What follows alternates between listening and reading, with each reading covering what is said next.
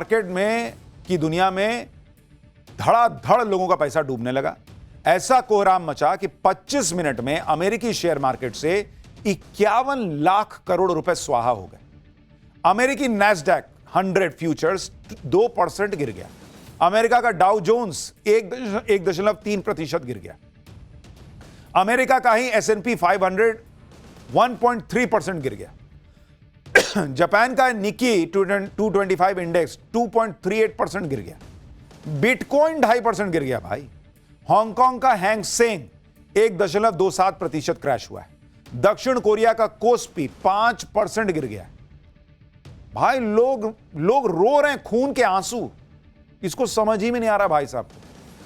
सिर्फ दुनिया भर के शेयर बाजार ही नहीं गिरे, बल्कि क्रूड ऑयल की कीमतें ट्रंप के भाषण के बाद और चढ़ गई। ब्रेंट क्रूड ऑयल के दाम 7% से ज्यादा बढ़ गए डोनाल्ड ट्रंप के भाषण के बाद। भाषण से पहले $101 प्रति बैरल के करीब थी यह कीमत। भाषण खत्म हुआ तो कच्चे तेल की कीमत $108.3 प्रति बैरल हो गई। भारत के शेयर मार्केट में भी ट्रंप के भाषण का असर दिखाई दिया। आज बाजार खुलते ही 1 घंटे के अंदर 10 लाख करोड़ रुपए स्वाहा हो गए। बॉम्बे स्टॉक एक्सचेंज में 1500 अंकों तक की गिरावट हुई। सेंसेक्स और निफ्टी करीब 2-2% गिर गए। हालांकि बंद होने से पहले बाजार थोड़ा संभला। सेंसेक्स 185 अंकों की बढ़त के साथ बंद हुआ। निफ्टी भी 33.7 अंक की बढ़त पर बंद हुआ है। भारत के शेयर बाजार में गिरावट आज तो संभल गई, लेकिन जिस तरह से ट्रंप युद्ध को भड़का रहे हैं वो शेयर मार्केट के लिए अच्छे संकेत नहीं। आप देखिए कि सोना चांदी के दाम भी लगातार गिर रहे हैं।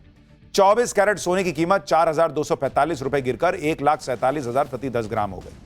चांदी की कीमत 12,023 रुपए कम होकर करीब 2,28,000 पे आ गई है।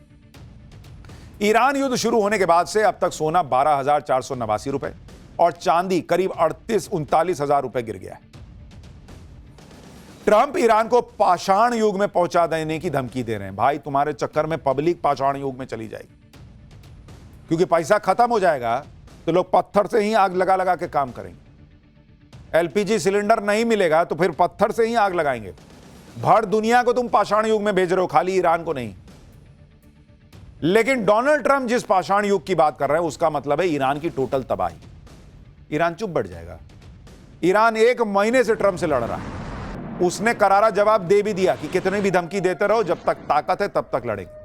ट्रंप ने ईरान पर अगले 2 से 3 हफ्तों में बड़ा हमला करने की बात कही, लेकिन ईरान ने 2-3 हफ्तों का भी इंतजार नहीं किया। इधर ट्रंप का भाषण खत्म हुआ, उधर ईरान ने हमले शुरू कर दिए। आप तस्वीरें देखिए। मिडिल ईस्ट में अमेरिकी आर्मी के बेस पर ईरान ने मिसाइल से हमला किया। ईरान की मिसाइल को अमेरिकी इंटरसेप्टर रोक नहीं पाए। बिजली की तरह ईरान की मिसाइल बेस पर गिरी और सब कुछ तबाह हो गया। एक और तस्वीर देखिए। इजराइल और खाड़ी देशों में अमेरिकी एसेट पर ईरान ने नए हमले किए। धड़ाधड़ मिसाइलें लॉन्च हो रही हैं और इन सब का टारगेट अमेरिका और उसके सहयोगी है। अमेरिका और इजराइल अब ईरान के हमलों को रोक नहीं पा रहे। अमेरिका का F-15 फाइटर जेट ईरान के शाहेद ड्रोन को नहीं मार पाया। ये तस्वीरें बड़ी वायरल हो रही हैं। ईरान का शाहेद ड्रोन F-15 को छकाता हुआ बचकर निकल गया। यानी ट्रंप धमकी देने के लिए मुंह खोलते हैं तो ईरान उसका जवाब अपनी मिसाइलों से देता है। आप देखिए, ईरान की सेना ने कह दिया कि युद्ध तब तक चलेगा जब तक अमेरिका को पछतावा नहीं होता और वो अपनी हार नहीं मान लेता। अमेरिका को ईरान की असली सैन्य ताकत का अंदाजा भी नहीं है। उनके पास अधूरी जानकारी है। अभी और भी विनाशकारी हमले किए जाएंगे। युद्ध अमेरिका ने शुरू किया तो अंजाम वो भुगतेगा। यानी ट्रंप पूरे तामझाम के साथ माहौल बनाते हैं कि ईरान को हमने कुचल दिया। ईरान पलट के और हमले कर देता है और कहता है कि हम झुकने वाले नहीं। ट्रंप ने ईरान पर सब कुछ आजमा कर देख लिया है, लेकिन ईरान ट्रंप के सामने सरेंडर करने को तैयार है। इसी वजह से ट्रंप इस युद्ध में फंसे हैं, निकल नहीं पा रहे। क्योंकि अगर युद्ध से निकल गए तो अपनी पब्लिक को बताएंगे क्या? ट्रंप इंतजार कर रहे हैं कि ईरान खुद समझौते की बात करे। ईरान पर लगातार हमले और धमकी इसी वजह से दिए जा रहे हैं। ईरान के यूरेनियम को हासिल करने की कोशिश कर रहे हैं ट्रंप ईरान युद्ध से विजेता के टैग के साथ निकलना चाहते हैं। देखिए, चाहे इराक हो या फिर अफगानिस्तान या फिर वियतनाम युद्ध, सब जगह से अमेरिका बिना किसी अचीवमेंट के भाग गया। ट्रंप नहीं चाहते कि उनके ऊपर भी यह धब्बा लगे, इसलिए वो ऑपरेशन एपिक फ्यूरी को नहीं रोक पा रहे। सुनिए ट्रंप ने अपने लक्ष्य को लेकर अब क्या कहा है। Made clear from the beginning of Operation Epic Fury that we will continue until our objectives are fully achieved. Thanks to the progress we've made, I can say tonight that we are on track to complete all of America's military objectives shortly, very shortly. Trump ने युद्ध रोकने पर तो कुछ नहीं कहा, बल्कि युद्ध भड़काने का ऐलान कर दिया। इतना ही नहीं, ट्रंप ने अमेरिका के सहयोगी देशों का मजाक भी उड़ाया। आप देखिए कि फ्रांस के राष्ट्रपति मैक्रो पर ट्रंप ने क्या कहा और मैक्रो ने क्या पलटवार किया। ट्रंप ने कहा कि उन्होंने मैक्रो से मदद मांगी थी। मैक्रो की पत्नी उनसे बहुत बुरा बर्ताव करती है। मैक्रो अभी भी जबड़े पर पत्नी के मुक्के से लगी चोट से उबर रहा है।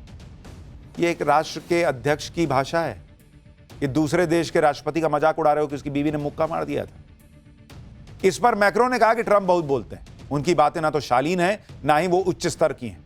ट्रंप के तौर तरीके भी अच्छे नहीं। अब आपको समझ में आ रहा है कि जो बीच में डोनाल्ड ट्रंप कुछ भी बोलते थे, इतने जेट गिर गए, उतने जेट गिर गए, ये हो गया वो हो गया, और इधर से नरेंद्र मोदी क्यों जवाब नहीं देते थे। इस आदमी के मुंह लगे कौन? इस आदमी के मुंह लगना मतलब आप जो है ना वो कीचड़ में घुस रहे हैं। ऐसी तो बातचीत होती है भाई इस आदमी की। Donald Trump. मैक्रो ने यह भी कहा कि ट्रंप को रोज बोलने से बचना चाहिए, क्योंकि वो कल जो कहते हैं आज उससे पलट जाते हैं। आप खुद सोचिए कि ट्रंप ने जियोपॉलिटिक्स का स्तर कितना गिरा दिया है। कभी पर्सनल चैट पब्लिक कर देते हैं, कभी किसी राष्ट्रपति की पत्नी पर कमेंट कर देते हैं। सुनिए कैसे मैक्रो का मजाक उड़ा रहे थे। Then I call up France, Macron, whose wife treats him extremely badly, and still recovering from the right to the jaw.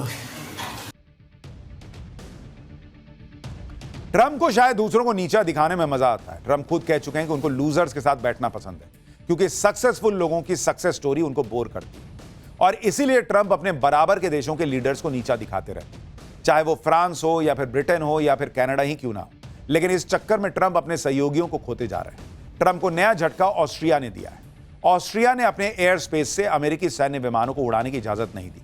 America ने इसके लिए ऑस्ट्रिया से रिक्वेस्ट की थी, जिसे ऑस्ट्रिया ने स्वीकार ही नहीं किया। इससे पहले ब्रिटेन, स्पेन, इटली जैसे देश भी ट्रंप को झटका दे चुके हैं और ईरान युद्ध से दूरी बना चुके हैं। लेकिन मुझे लगता है कि अमेरिका के बाकी नेताओं को सोचना चाहिए, भाई ये आदमी तो अब इसके बाद राष्ट्रपति बनने से रहा, इनका सेकंड कार्यकाल है, इनको पता है मुझे तो नहीं झेलना। लेकिन ये जो रायता फैला रहे हैं उससे अमेरिका को आने वाले वक्त में बहुत दिक्कत होगी। उधर ट्रंप ईरान से भिड़ रहे हैं तो इधर भारत में गजब पॉलिटिक्स चल रही है। ट्रंप की वजह से दुनिया में हंगामा मचा हुआ है, लेकिन भारत में ट्रंप के बहाने सिर्फ निशाने पर कौन है? पीएम मोदी। राहुल गांधी आज असम में प्रचार करने पहुंचे, लेकिन वहां भी पीएम मोदी और ट्रंप को लेकर बयानबाजी करने लगे। राहुल गांधी ने कहा कि नरेंद्र मोदी का पॉलिटिकल फ्यूचर ट्रंप 2 मिनट में खत्म कर सकते हैं। ट्रंप अगर नरेंद्र मोदी से जंप मारने को कहेंगे तो मोदी वो भी कर देंगे। सुनिए राहुल गांधी। डोनाल्ड ट्रंप सबके सामने कहता है कि मैं नरेंद्र मोदी के पॉलिटिकल करियर को 2 मिनट में खत्म कर सकता हूं। डोनाल्ड ट्रंप नरेंद्र मोदी को हर रोज गाली देता है। नरेंद्र मोदी के मुंह से चू नहीं निकलती, क्योंकि नरेंद्र मोदी जानता है कि डोनाल्ड ट्रंप के हाथ में नरेंद्र मोदी का भविष्य है। मैं आपको यह क्यों बता रहा हूं? क्योंकि नरेंद्र मोदी को डोनाल्ड ट्रंप कंट्रोल करता है। अगर डोनाल्ड ट्रंप ने नरेंद्र मोदी को कहा कि जंप मारो, नरेंद्र मोदी पूछेगा कितना ऊंचा, और फिर जंप मारेगा। जब मैं राहुल गांधी को सुनता हूं और डोनाल्ड ट्रंप को सुनता हूं, दोनों के बातों में एक चीज कॉमन लगती है, दोनों की बातों का सिर पैर नहीं होता। आप कनेक्शन ही ढूंढते रह जाते हैं कि कहना क्या चाह रहा है, और दोनों का फोकस सिर्फ ये रहता है कि कुछ भी हो जाए, मुझे अपनी बात सही साबित करनी, जो राहुल गांधी कर रहे हैं अभी भी, कि किसी तरीके से पूरी कहानी को घुमा फिरा के नरेंद्र मोदी डरपोक है, इस पे ले आओ, कुछ भी बोलो आप, वो कहानी वहीं से वहीं घुमा के ले आए। खैर ये भी अपने आप में कला है, लेकिन वो कला चल नहीं रही। खैर युद्ध से इस दुनिया को कौन बचाएगा, ये तो भगवान जाने।